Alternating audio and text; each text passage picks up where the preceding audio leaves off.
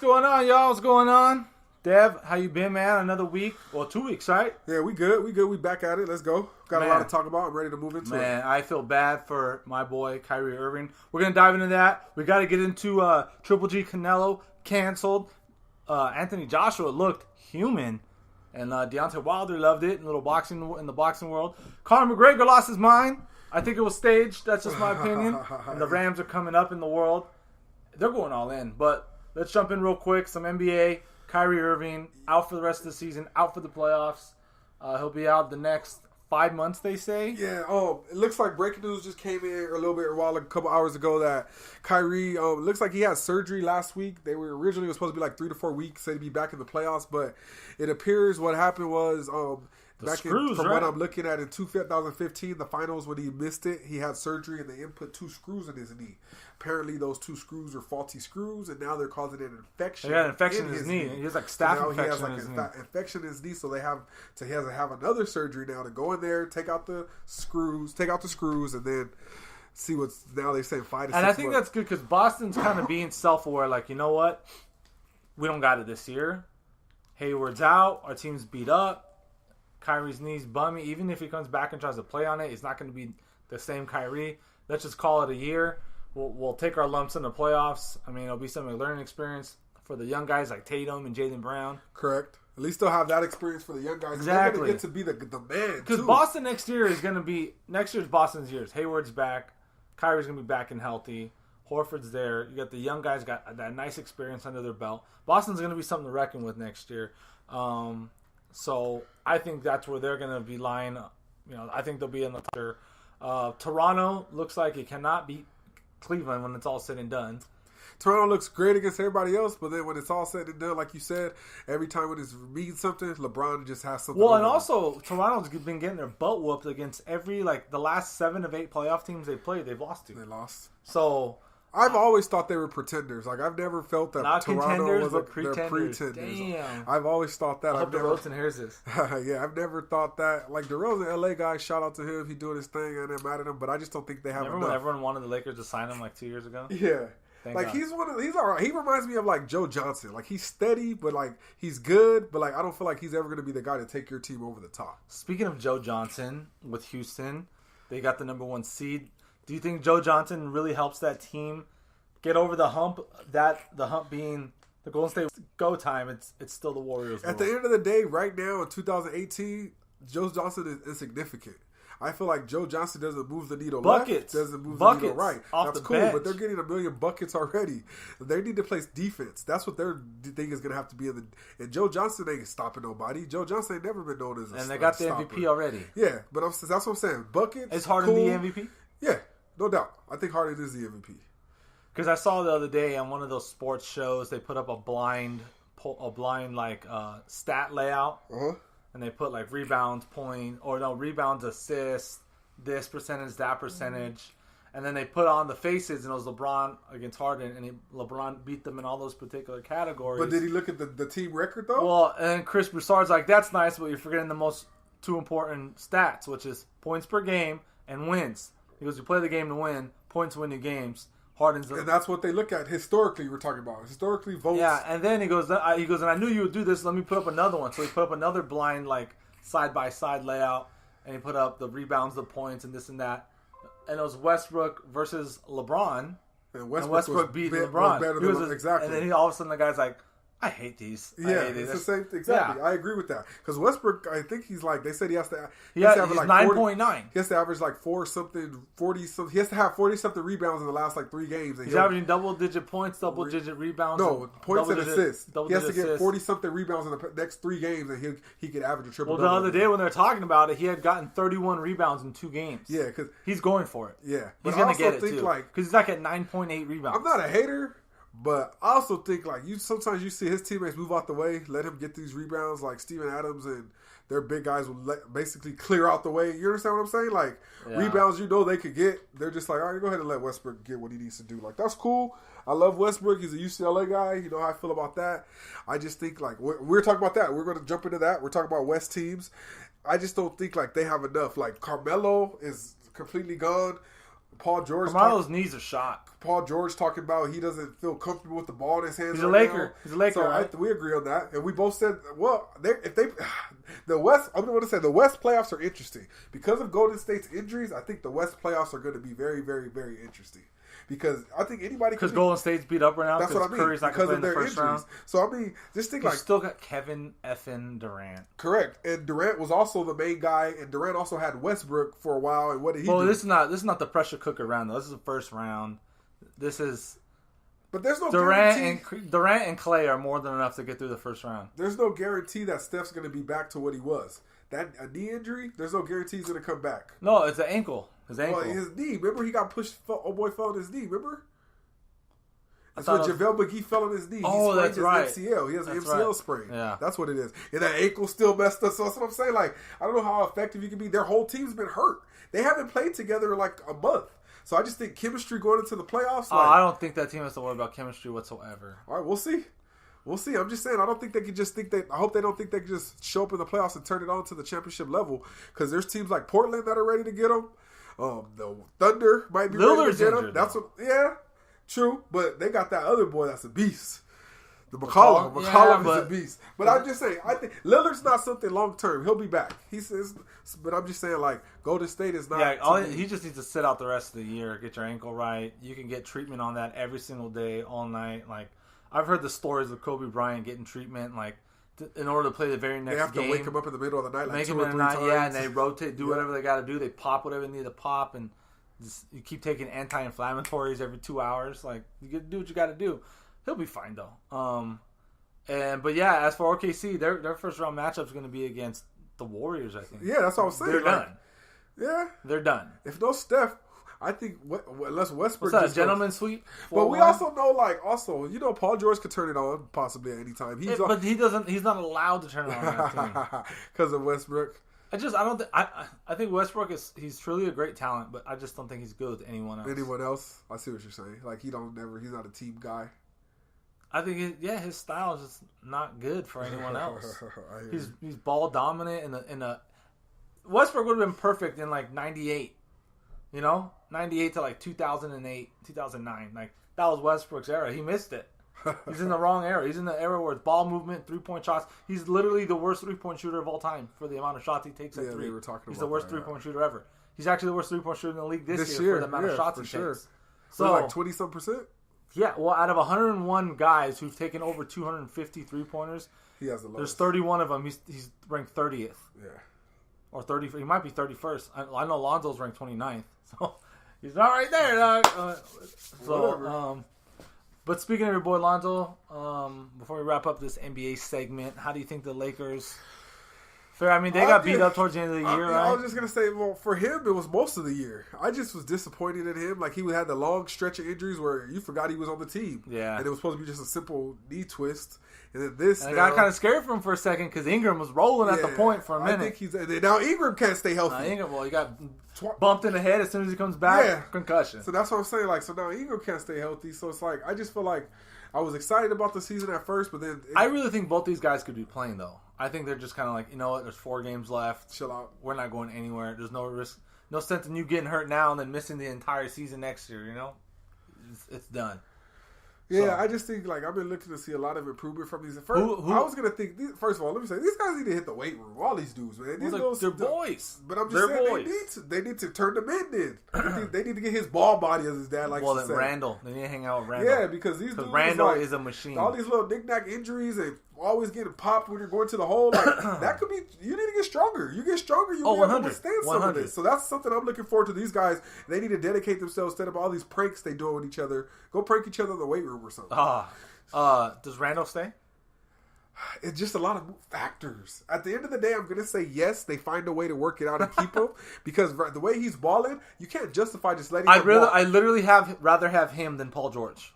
You almost might be right. He's going to give you more rebounds. He gave you 20 and 10 as a starter. Now it seems like just the amount of The points. only thing is, Randall's Achilles heel is playing against long centers. Yeah. He did terrible against Utah the other day. George is going to did bad against the Spurs because those guys are too big. Yeah. When he goes up against those trees, he struggles. Yeah, I agree. But he did do well against like DeAndre Jordan. But I think that's because he got one tree instead of all the trees that Houston has Utah has with Favors and Gobert. Uh-huh.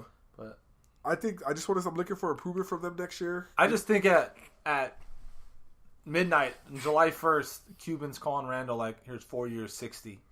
Boom. I think you're right, and I think someone's going to try to play it like that because they know if we get them to sign this restricted early, they only have a little bit amount of time to match it.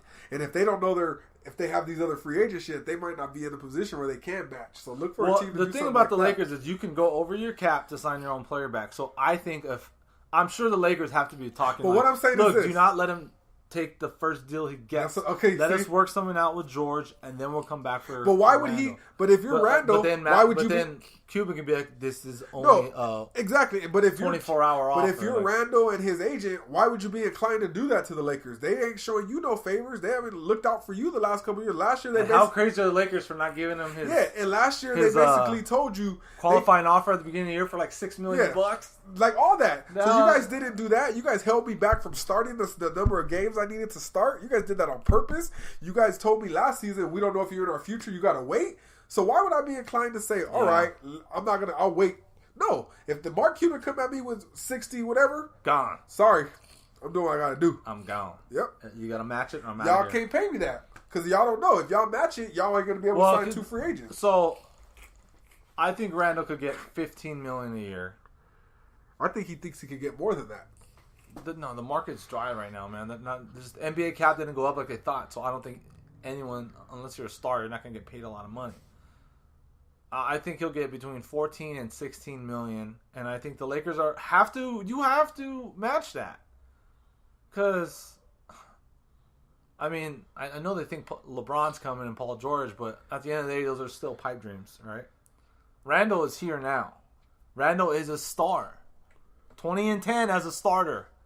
Once he got inserted into that starting line, 20 and 10. So, but yeah, that's where I lie. And I think you got to sign him. Right? I'm just interested. Yeah, that, and I'm also one thing I wanted to tell you about with the Lakers is I'm interested to see what they do at center next year. Because you know, Brooks.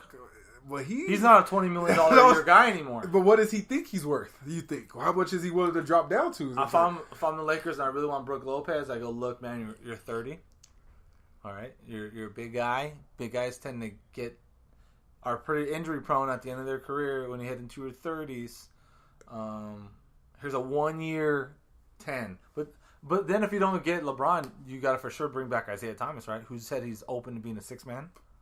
Possibly. So you give him another 1 year tryout. Isaiah's going to be one of those. Isaiah's going to be one of those. After all of free agency clears out, he's going to be getting signed after that.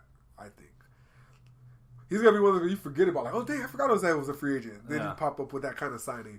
He's not going to go. He's not going to go first. Like, he's not going to be one of those free agency starts. He's taking visits or anything. Nah. All right, before we jump into boxing, last thing I want to say in the NBA. Since the All-Star break, D'Angelo Russell's averaging 17 points, 5 rebounds, and 7 assists at 40% from 3. I just want to say that, just let everybody know that real quick before it... He has to tell you guys that because it makes him feel better because he hates on Lonzo so much. I do not hate on Lonzo. And he feels like He thinks Magic made a wrong decision in trading D'Angelo. No, even if you traded D'Angelo Russell. So he has to always justify still should have drafted Jason Tatum. You know what I tell him, guys?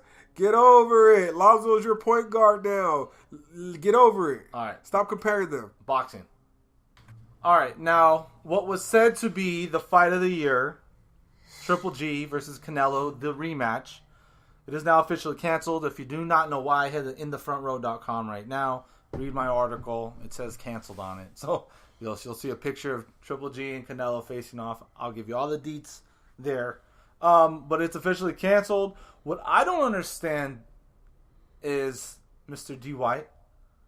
Talk to me. Triple G is getting hated and blamed on Twitter, in the Twitterverse. Yeah, like, I don't understand that either. Like, what is he getting blamed for? Like, what are you guys mad at him for? They're saying that because Triple G decided to open his mouth, it is his fault for the fight. If he never opened his mouth and started talking trash about the Nevada State Athletic Commission, that they never would have bothered to look into it. But now Triple G's words held them accountable and made them do that because the national media picked up the story and they're like, yeah, you know what? Yeah. So now they looked into it, and with the 2 failed tests from Canelo, the first test being the levels being way higher than the second test, that proves that it wasn't from a contaminated piece of meat. But At the end of the day, you can't cycled prove off. that he did anything. A lot of people think he was cycling off, and the reason why 3 days later his test was so much lower, he could have taken a masking agent that reduces the levels heavily. Because remember, a lot of times in baseball, when the guys get popped for steroids, they don't get popped for steroids. They get popped for the masking agents that you take to cover up the steroids. So that's kind of what they think happened, where he took a masking agent to lower it, and that's why his second test 3 days later was so much lower. But that's what I think too. Like I told you before, I think he had that whole meat contamination story. Like, if I ever get popped, that's what the excuse would be. Well, and here's the thing too: Canelo's trainers are both butchers from Mexico. They live in Mexico. They know the lay of the land. They know how things work. It's a long, ongoing thing in Mexico that the farmers and butchers there, they use clenbuterol in the cows to make their cows. To get their cows to have that better meat, make them leaner, so they're better meat cows. Cows with better meat. It's all over the world. Mexican fighters have had this issue for a long time. When NFL goes down there and has their games there, they want NFL players. This is the meat. Do not eat this type of meat. It has clenbuterol. The thing is, even if Canelo didn't do it intentionally, which I don't know if I necessarily believe that, but let's say Canelo, it was an accident. They're telling him, like, dude, you got to know what's going in your body. It's still your fault. It's not supposed to be in your body whatsoever. So, yeah, this is your fault. Like, as a professional athlete, their most important thing to them is their body. Yeah. And so you have all these dudes know. I know dudes like my brother, and like I know they heavily know what they're taking. Your brother's an NFL player. Yeah. He knows what's going on. They know what they're supposed to take, what they're not. So I find it hard to believe that you're just out here knowing how your Mexican country is this. You have the biggest fight of your life coming up. And you're just being that like I said last podcast, you're being that careless. Yeah. Where you're just eating this. Yeah. Like whatever. Even if you did do it, you're stupid. Yeah. You're dumb. And you know what? He has the money to bring in the good stuff. Exactly. And then to all the people that are hating on Triple G, like, what do you want him to say? I'm not mad at him for saying something, because if I'm going to be in a fight where it's going to, my life, I'm in here fighting a guy, hand-to-hand combat, I don't want this dude on steroids either. Like, I want this shit to be a fair fight, a one-on-one, man-to-man fight. And what I really think is, because Canelo knows he lost that first fight, so yes, I feel like he feels like, I got to get a little extra juice this time, because Triple G was Well, that's the thing, no one knows what he's doing. The day after that first fight, you don't know what he's doing anymore. He's not being tested anymore. He's on his own. So you don't know what he was taking from that fight from that day on. Shout out to my homeboy Juan Najarro, who said, you know, Canelo had the referees in the first fight taking clenbuterol. He's just getting greedy now, you know, like, so. But yeah, I think Triple G was definitely correct in saying what he said, because you got to hold guys accountable. And what's good is that boxing finally did that. So it kind of put everybody else on notice. Like, holy crap! If they put Canelo, the biggest boxer in the world right now, if they hold him accountable and punish him, well, they'll punish me too. So in a way, that's them cleaning up the sport at the same time too. Yeah, I don't blame Triple G 1 ounce. Like, it's not his fault. He's been training hard. Like, and I feel him. He deserves, if you're gonna fight me for a championship, a rematch, like where my legacy's on the line, all this, we gotta be a fair fight. Like, you ain't gonna. Now they're going at Triple G because he selected a kind of an up and coming guy. I seen that guy. I've never heard. To be honest with you, never heard of the guy. Yeah, I think he only has a couple fights at middleweight. I see his he's undefeated, but I'm like, that 28-0 don't with mean 24 nothing. knockouts, If you're but he really hasn't fought. Yeah, if you're fighting a bunch of dudes Here's from the thing, though, like, easy to do. We're a month away from the fight. What elite fighter's stepping in like, I got it, Nobody, I'll go? No one. You want a full camp? Triple G was having trouble getting fights for years. Regularly, yeah. Exactly. Now it's like a month before. So you really think somebody's going to try to jump in a month before that? No. There's this one guy, Andrade, they said that, he was ready to go, and he's an established middleweight. Andrade's fought 3 times in almost 4 years. Clearly, the guy's not the easiest guy to make a fight with. And a month before a fight, Triple G's like, all right, look it, this is what I'm getting. You got to take this amount. And he's like, no. Single the mile fight, pay-per-view, I want this. Now you're going to go back and forth with a month left to fight. So now you don't even know if you're going to fight this guy for sure yet. Because he doesn't want to do it. You don't know if you want to work out. You're doing that? No, he doesn't want to fight. Yeah. He ain't stupid. He knows. Jaime Munguia took whatever they offered him, probably $200,000. Yeah, they probably said, you want to do it? He said, there's 200 G's. Hell yeah. But no, I don't kudos to him, because even he's going to lose, but his name's on the map. So how much I didn't catch this. How much money is Triple G going to lose by this? Well, he made almost, $30 million in his last fight. So I know he was going to get more than that this time, right? Probably. So Probably. But now, how does that work? So the purse just drops to what? Oh, it's not there anymore. It's gone because I don't even know if they're gonna fight at MGM anymore. Okay. All that's all gone. And it's still on pay-per-view though. It's still pay-per-view. Ain't nobody buying that. That's what I'm saying. Super low pay-per-view buys. They better have it at $20, $25. They're gonna have to do something, huh? Yeah, I mean, I feel bad for Triple G. This might maybe sell 100,000 buys, if that. So I mean, Triple G lost. Let's say at the very bare minimum, $20 million. So I mean, it does suck hurts. for the guy. Yeah. That hurts. I mean, they're totally gonna fight in September. That hurts. They're totally gonna Canelo and Triple G will totally They're fight gonna do in September. it though on the Mexican Independence Day now. Yeah.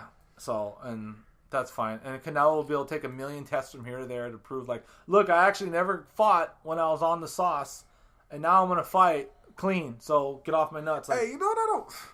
That's like he's making it worse. Boxing and MMA have already have this stigma. MMA's falling down. Hold on, before we jump into MMA, because I know where we're going. I want to shout out to Matt Forrester. You can find him on Twitter at Forrester_Matt. My boy from England. We're chopping it up all day about boxing. He's a big Joshua fan. Me and you talked about that fight last week. Did you see the fight? Yeah, I peeped it. I mean, it was a good. It was boring. It was boring. But what did I tell you? I told Parker's no joke. I told everybody that from the jump. Parker's no joke. I said Joshua can't just walk in here thinking he's about to walk through this guy, and that's what happened. He didn't walk through him. Yeah. But I don't. And Deontay Wilder was pumped up, putting out videos. It's hilarious when you see somebody and you like, oh, he ain't as invincible as I thought. Now let me talk. Well, Wilder's been talking, but I'm saying it felt like he amped it up a little more. After here's the thing. Parker would have gave Wilder problems too. Definitely. Luis Ortiz gave you problems, bro. Luis Ortiz almost beat you. You almost got knocked out in the 7th round, Wilder. You almost got knocked out. At no point in this fight was Joshua ever in trouble of losing it. Losing it as in getting knocked out. But, it was closer than a lot of people anticipated because Parker's just good. He's good. Yeah, people thought he was just going to get washed out of there. Yeah. So now I guess Parker's next route would be to fight Ortiz, beat Ortiz, and then fight the winner of Deontay Wilder and Joshua, and then try to get your hat back in that ring. And now Wilder's talking about he'll go to the UK to make the fight. And I mean, Wilder just needs to suck it up and take the 60-40 or 65-35 because Anthony Joshua's getting paid. He got paid 18 million pounds this last fight, which is what, like 22 million American. So Joshua or Wilder's last fight made $2 million.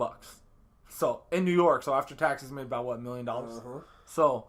And then after you got to pay off all your guys, your trainers, your lawyers, your this and that. I mean, you made $800,000. So Joshua made 18 mil, bro. You made 800,000. After it's all said and done. So he's big time out there. They love that guy. Joshua's the guy. He's the guy in England. Probably after a few soccer players. They love Anthony Joshua. Or footy. Footy, they call it football. Footy. So after a couple of those guys, it's Joshua right there. So, but yeah, Conor McGregor lost his mind. I think it's a ploy because I think UFC is starting to lose a little steam. They don't have any more stars, and the stars they do have keep getting popped for idiots, things, drugs. Well, John Jones, Ronda Rousey quit. McGregor ain't coming back. Silva's old. GSP's old. Ronda Rousey caught them 2 L's and said, "I'm out of this." Dunzo, I got paid my money. I'm gone. Now she's on WWE. Now she's a WWE fake star, whatever you want to call it. I'm not mad. I never hate anybody making their money, but I just think it's kind of weak how she did that. Yeah. Oh, definitely. All right, can we close out? Oh, your specialty. Some football. Ooh, the Rams are making noise in LA, and the Chargers are quiet as a mouse. As a fan, as a Niner fan, it sucks to see, but it's kind of good and bad. Like, it's good to have competition. It's good to see your teams that you're going to go against good. Like, I don't want to just play a bunch of sorry teams, but Niners ain't Washington. Got that Jimmy G, but the Rams done picked up Ndamukong Suh in the past 2 weeks. Gave him that 1-year deal. Yep. And then they also picked up Brandon Cooks yesterday. Brandon Cooks has a soft spot. I have a spot for him. He was in college. He's one of the best wide receivers I've ever seen play in college. He played at Oregon State with my brother. Brandon Cooks and my brother were teammates at Oregon State together. Damn. So I know Brandon Cooks. We've met I talked to him a couple times, and he was just amazing. If people go look at his college highlights, he was amazing. A lot of people don't realize Oregon State people didn't really pay big attention to him, but Brandon Cooks was amazing. So I think he's going to do big things. He's coming from.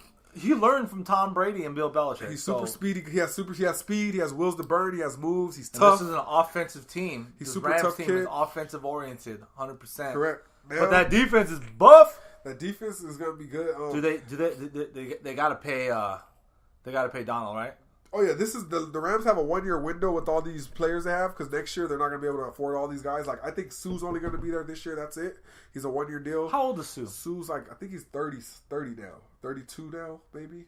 Okay, but I think he's gone because they're gonna have to pay Goff next offseason. They're gonna have to pay Donald. They're gonna have to pay Donald, and then they're also gonna have to pay Todd Gurley. Too. So that's how it is. That's why they have. That's this your window. core. That's got to be your core, though. Yeah. So you got to win. Gurley, Goff, and Donald got to be your core for sure. So I think that's where they start. They're gonna have to pay those. So this year, the Rams are going all in. Oh, this is house money this year. So I think they know it. They know it. Yeah, it's all in because when you still have a quarterback, like I talked about, when you have that quarterback on that rookie contract, you can afford to pay everybody else. Too bad the stadium wasn't ready for this season. Yeah, because this is going to be the year. Oh man, it would have been awesome. This is going to be their year. They're going to have because USC. I mean, it's a nice stadium and all, but during the day game, it sucks. You cannot hide from the sun anywhere. Yeah, that sun just beats you down. I hate going to the Coliseum. Period. Coliseum's a dump if you ask me. I'm over it. You're a UCLA guy. I have no surprise that you. No, I don't think the Rose Bowl is the greatest place in the world either, though. But I just think I've been in way better college stadiums than the Coliseum. I'd rate Coliseum probably. The Colo? I'd rate to me, as far as fan experience and the way it is, I'd rate the Coliseum bottom half of the Pac-12. All right, give me your thought. I know we're a long way from football season, but are the Rams a definite threat for the Super Bowl? Definitely. The Rams were good last year. They led the NFL in scoring points last year, and they've only gotten better on offense. They added Cooks. They've made some noise in defense. Like I think the Rams are a definite shot to possibly win the Super Bowl. No doubt about it. I don't think some people are saying they're the favorite. You got to prove it. You got to put all these new pieces together. You know how that works. Yep. Doesn't always work like that. So they got to prove it. And it's not like they just added some. They've added big personalities. Aqib Talib's a big personality. The guy snatching Crabtree's chain twice. They got the guy, the other guy they picked up from the Chiefs, Marcus Peters. He got kicked out of games and like fighting people, and he's he's like a hothead too. And then Ndamukong Suh, we know how he is. So they bring all that together. It's not guaranteed it's going to work. And another factor, sorry, one more thing I want to add. Another factor is you got all those guys in L.A. A lot of fun. A lot of fun out here. A lot of fun and a lot of trouble to get into. A lot of temptation. Exactly. So we'll see. But they roll with FBI, so everyone's going to be all right. We'll see. All right, guys, that was our show. I thought it was an awesome show, by the way. I loved it. Had a lot to talk about. In the Front Row episode 20. We are rolling and keep it moving. InTheFrontRow.com. Dev, you're going to be busy. Oh, yeah. We got a lot of high school events coming up. High school basketball just ended, so we're doing a lot of little camps and stuff for a lot of little recruiting events. Combines and all that stuff. For unsigned players who haven't got looks, so we got a lot of events. All these guys going to D1s, man. We got them all in the bag. We're going this weekend. Saturday, Sunday, we got stuff going on. We got a couple All-Star games this weekend, and yeah, it's a lot going on, and I'm excited. You know me, I love this high school sports. That's all me. Where can they find you? Mr._D White, Instagram, Twitter, all of that stuff. Holler at me, I'm there. Get me on Twitter at @C_Rod Sports. Holler at him and tell him to stop hating on Alonzo. Hit him up on there. On Instagram at Chris.InTheFrontRow. All right, guys, we'll talk to you next week. All right, y'all. See y'all. Peace out.